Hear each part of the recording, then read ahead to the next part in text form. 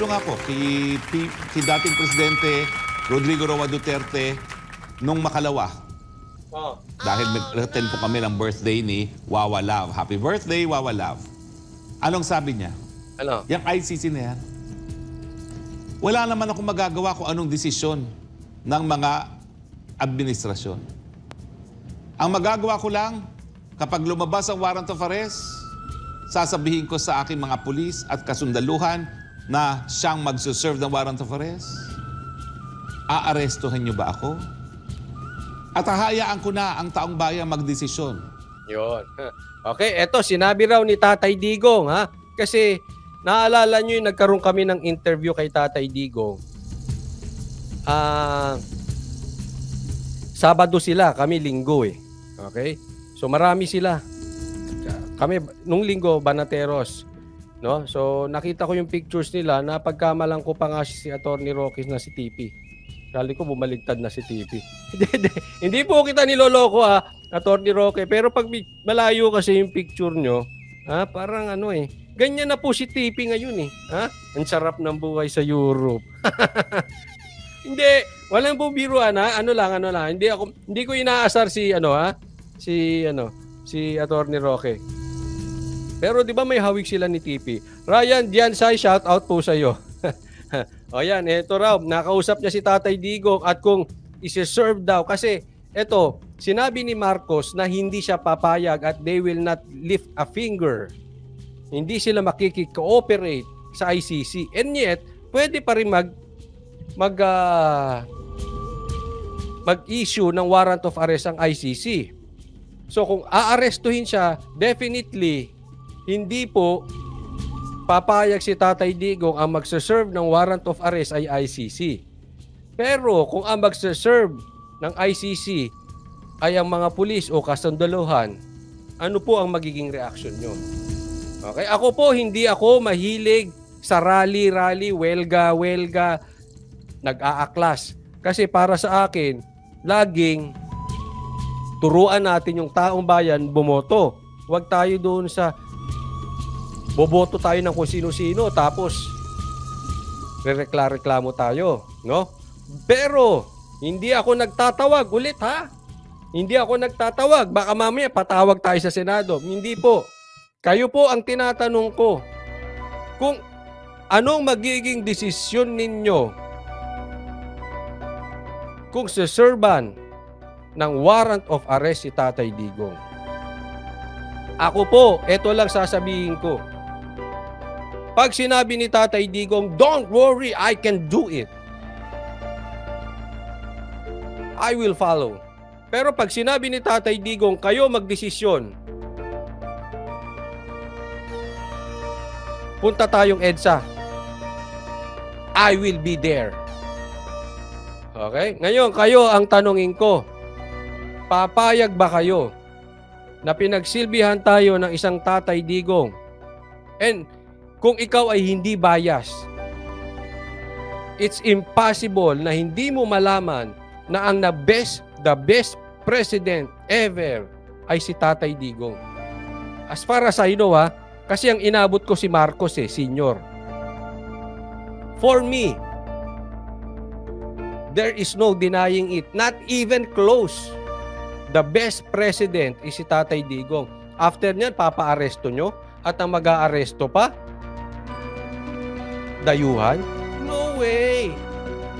Ewan ko sa inyo But as for me, hindi ako papayag sa ganun. Sabi ni Sam Nul, people power automatic, luningning, EDSA na tayo malamang. Alberto Sim over my dead body. Diyan kayo mali pag pinaaresto niyo si Tatay Digong. That's the start of the end. Yan na ang simula ng katapusan ninyo. Ako nga, sa totoo lang, parang gusto kong paaresto si Tatay Digong. Hindi. Loko ka naman, Coach Oli. Hindi, alam niyo kung bakit? Talagang magagalit ang taong bayan. Palagay ko, dyan matatapos ang problema natin. Pag pinaaresto si Tatay Digong. Kasi, marami tayong alam na mga politiko na tahimik lang. Pinapakinggan ang pulso ng taong bayan. Alam mo naman minsan mga politiko, mga sigurista yan. Yung iba talaga, loyal din kay Tatay Digong, di nang nagsasalita. Halimbawa, si Toot. Oh. Malay nyo, makikita nyo sa linggo. No, kasi mga alam tayong pupunta doon ng linggo sa Davao. Halimbawa, si Gloria, hindi lang masyado nagsasalita ngayon. Pero alam natin, pagka may go signal, mangunguna yung mga yan. Di ba? Biglang maglalabasan yan. Alam mo yung langgam na meron silang hari? Pag binulabog mo na yung... Ay, naku. Puputaktihin ka ng mga langgam. Ha? Ben Reklamador. Paano kung si Senator Bato lang ang aarestuhin due to age exception? Hayaan ko na si Senator Bato.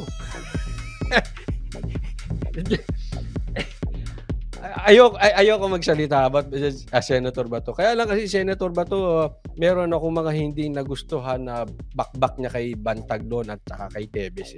So, it's up to you guys. Kayo magdesisyon kay Senator Bato. Ayoko. Parang ayoko. Pero kung si PRRD, ay sigurado. Siguradong sigurado.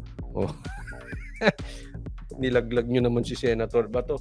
Hindi, pagdating kay Senator Bato, tayo DDS kanya-kanya na. Kasi nakita naman natin medyo parang, hindi naman siguro todo-todo. Pero, alam mo na, re-electionist medyo nakagitna. Konti, di ba? Ramdam naman nyo siguro yun. Ako ay opinion ko lang yun, ha?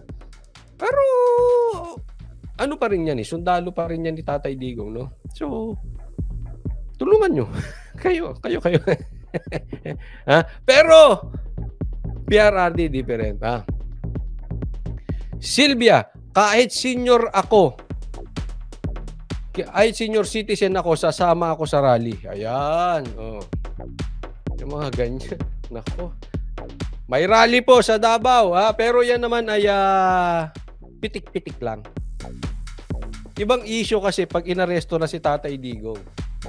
Ha? Puno yan. Sigurado sarado o Davao. Coach, sasama si Aimee. Sabi ni Gemma Pasyente, she has no choice. Una, re-election ni si Aimee. Pangalawa, politiko yan si Aimee. So kung tanong yan, sasama si Aimee, I think sasama si Aimee. Bakit? Wala siyang choice. Dahil alam niya, pag hindi siya sumama, ilulubog siya together doon sa may gusto ng ICC. Mautak yan si Aimee. Ipaaaresto nyo ba ang dating Presidente Rodrigo Roa Duterte para litisin ng mga dayuhan sa isang malayong lugar na tinatawag na The Hague? Tanggap na po ni Presidente Duterte na ang kanyang kamay, ang kanyang kinabukasan, nakasalalay na po sa sambayan ng Pilipino. Ayaw na niyang isipin na ito'y usaping legal. Ang gusto na niyang isipin, ito'y isang political question na taong bayan ang maghuhusga. Yun ang gusto niya. Ang gusto ni Tatay Digong ay taong bayan ang maghuhusga. Dahil hindi na ito usapang legality. Ito ay usapang political na. And I agree with Tatay Digong. Kung yan ay talagang sinabi ni Tatay Digong. Kasi sa tingin ko naman, nagkita sila at medyo makwento pa rin si Tatay Digong. So siguro habang sila nagkukwento. No? But anyway, sa tingin ko totoo. Kasi yung ICC na yan, hindi na yan usaping legal. Alam mo kung bakit? Illegal yan They have no jurisdiction in the Philippines. Gumagana ang justice system natin. Ayan ay paglabag sa soberanya ng Pilipinas. Meron tayong presidente, meron tayong senador, meron tayong congressman. Gumagana ang ating gobyerno, gumagana ang ating administrasyon. Wala silang karapatan dito. Meron tayong sariling pulis, meron tayong sariling army, meron tayong sariling korte, meron tayong sariling judge, meron tayong sariling hustisya.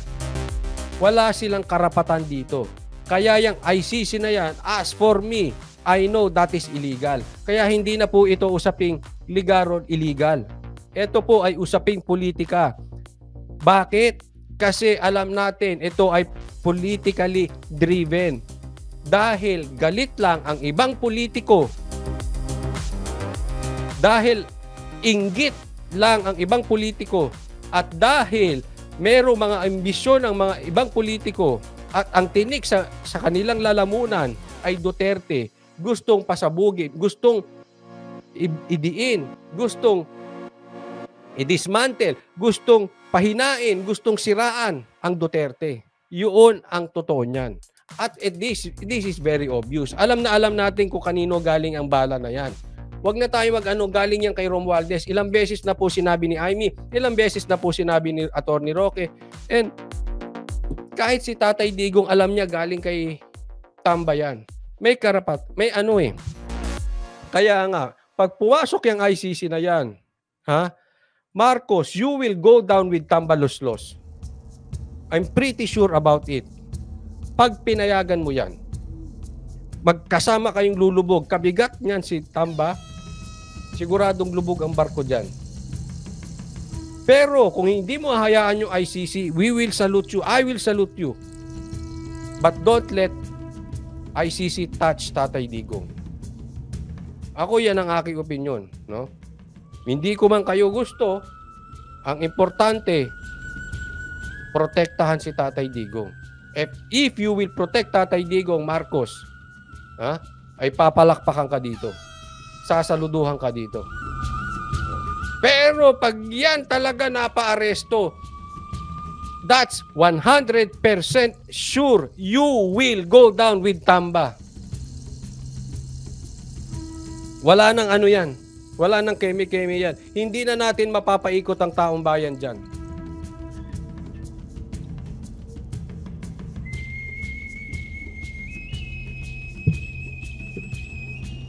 Judge Juan de la Cruz at Juana de la Cruz, anong hatol mo?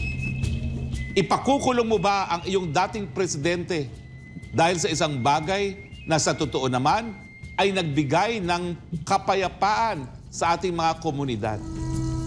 Ang reklamo ng marami ngayon, ang gulo-gulo na ng ating mga komunidad, balik na, lantad na naman ngayon ang bentahan ng pinagbabawal na droga. Yung mga dati na nakakalakad sa gabi, takot na naman lumakad ngayon sa gabi. Totoo yan di ba? Noong panahon ni Tatay Digong, ang takot mga durugista. Iba sa inyo siguro may kakilalang durugista. Di ba nagtago? Meron din ako mga kakilala Nagtago. Hindi ko sila kaibigan Never ako nag-touch ng droga. Not even once, not even rugby, not even marijuana, not even any kind. Not even yung cup syrup. Not even done. So, any kind. Hindi naman yun Kaya lang, ganun po ako ka-sensitive. Ayaw ko niyan, no? So, wag niyo ako pagbintangan. But syempre, lahat naman siguro tayo, meron tayong nakasalumuha at meron tayong kakaibigan. Noong panahon ni Tatay Digong, nawala sila. Kasi kami, kung saan-saan kami pumupuntang, probinsya. Dahil dun sa, may banda ako before, no? Yung mga kaibigan ko sa probinsya, hindi namin nakikita. Nagtago. Panahon ni Tatay Digong. Pagdating ng sampa ni Marcos, yung administrasyon, nagbalikan sa probinsya. Yung iba patay na. Bakit? Bumalik sa droga. Hindi, this is true story. Hindi ako nagbibiro sa inyo. Kung andito yung mga iba kong kaibigan, alam nila yung sinasabi ko. Bakit? Napigil ng 6 na taon. Nanggigil. Hindi sila nakatake. Natakot sila.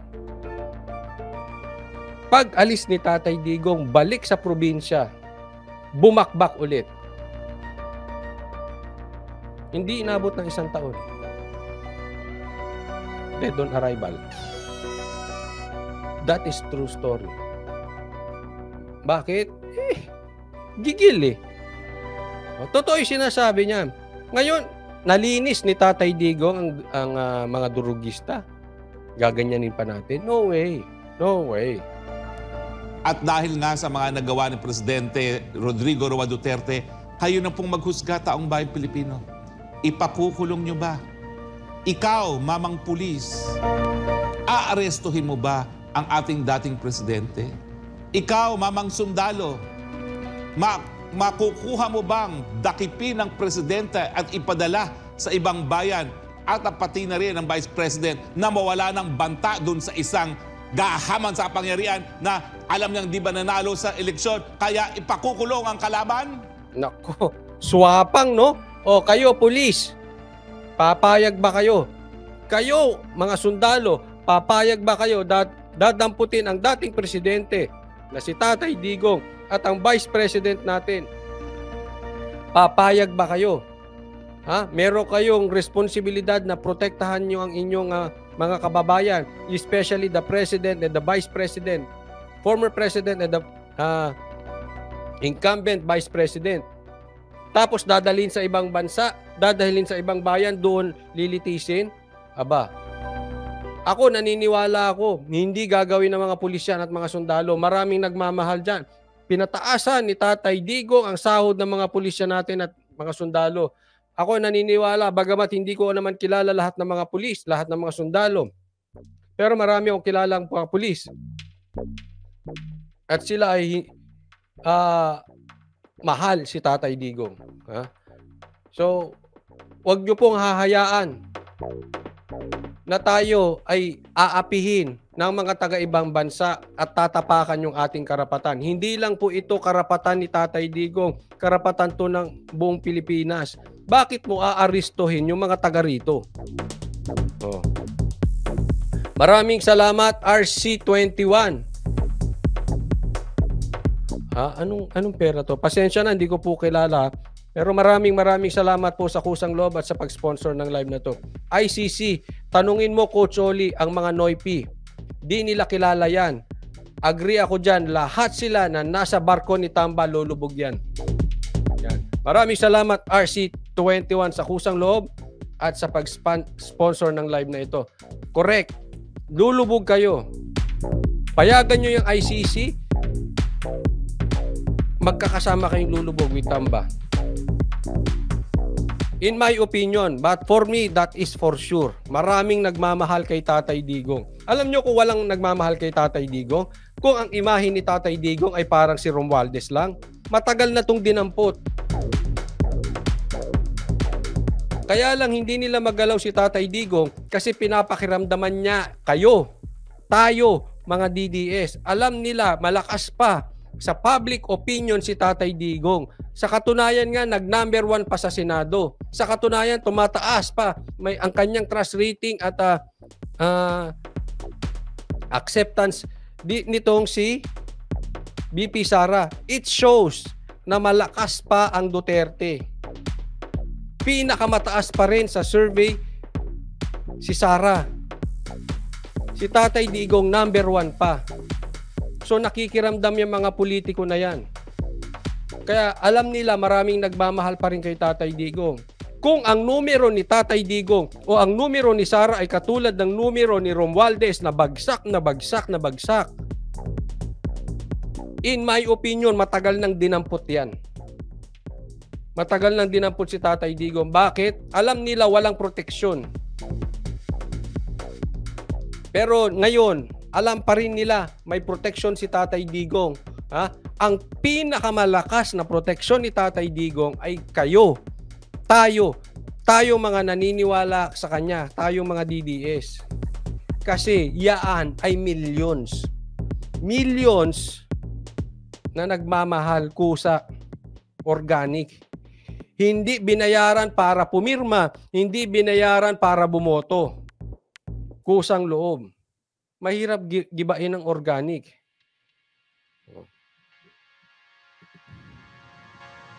Taong bayang Pilipino, ganyan na lang ba po ang ating gagawin sa presidente na kinikilala natin na pinakamahal na presidente ng bayan? Alam niyo po, Eto, sabi, baka may hawak si Tamba na bala kay BBM kaya hindi siya mapatahimik ng buo ng Pangulo, sabi ni Sam Nul. Dinish Cron. Ayun, maraming salamat po. Pasensya, hindi natin alam yung ano yan. Linda Aboga, hindi tayo papayag. John Wick, ito korekto ha, sinabi niya. Ang gusto lang ng mga tao na kahit mahirap, basta lang peaceful ang lugar natin. Free tayo umuwi sa gabi. Sa trabaho na walang mga kriminal. Okay na mga tao. Si PRRD lang ang nakinig sa atin. Correct. Yung kampante ka, maglalakad ka, takot sa'yo ang mga adik. Ngayon, hindi. Kayo takot sa adik, di ba? Maglalakad ba kayo sa gabi ngayon? O, real talk po.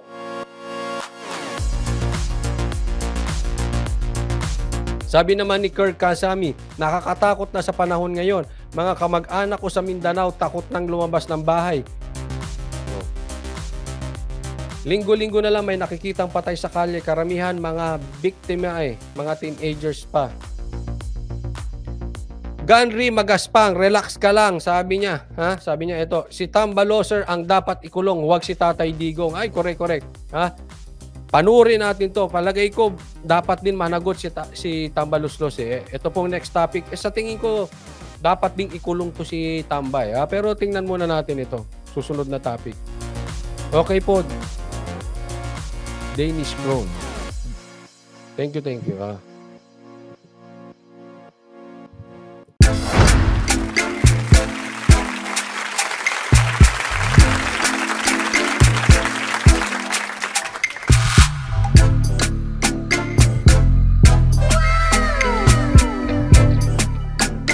The next performance will start momentarily.